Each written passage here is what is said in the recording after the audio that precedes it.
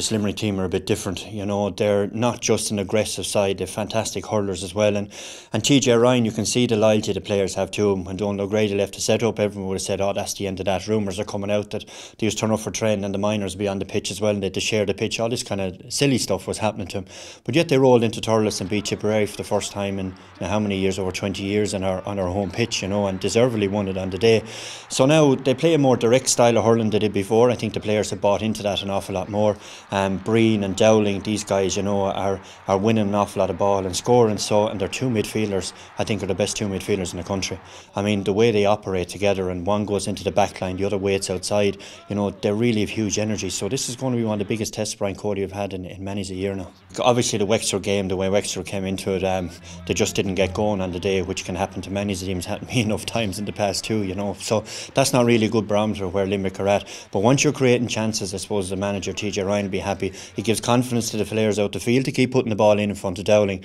And JJ won't fancy, I'd say, standing on the edge of the square with a big man like Dowling standing beside him, you know. So there will be a bit of anxiousness around that Kilkenny defence. Of course, getting the ball into him is the key with the work rate of the Kilkenny forward line. So I think that's the biggest challenge Limerick will have, is how they're going to get good supply ball into the forwards, because once they do that, their forwards will do well. But that's another thing, you know, because the Kilkenny forward line are so tight and tenacious in the tackle. They're nearly better without the ball than they are with it. They're in a great space at the moment. They're National League champions.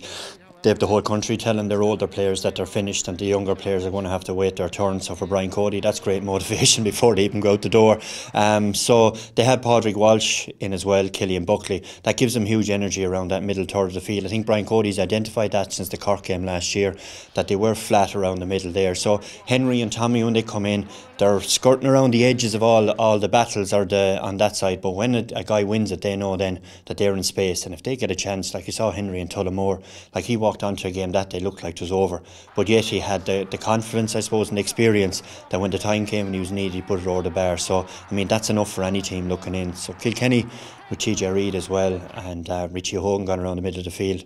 Look, whoever beats Kilkenny, I think, wins the All-Ireland. Probably when Colin Fennelly goes centre forward, he's been the best player Kilkenny have, but Kilkenny seem to put him in the corner an awful lot, which I think suits. Defensively, I'd rather see him playing corner forward. He needs to be involved in the game all the time. Out in the half forward line, he hurls on instinct, and that's the kind of player he is. I think when he gets to open up those legs, he's a class apart. Kilkenny should win it, but they are going to, and once they get the fright of their lives, I don't think Brian Cody does frights, you know. He'll be well prepared and he'll understand the challenge ahead.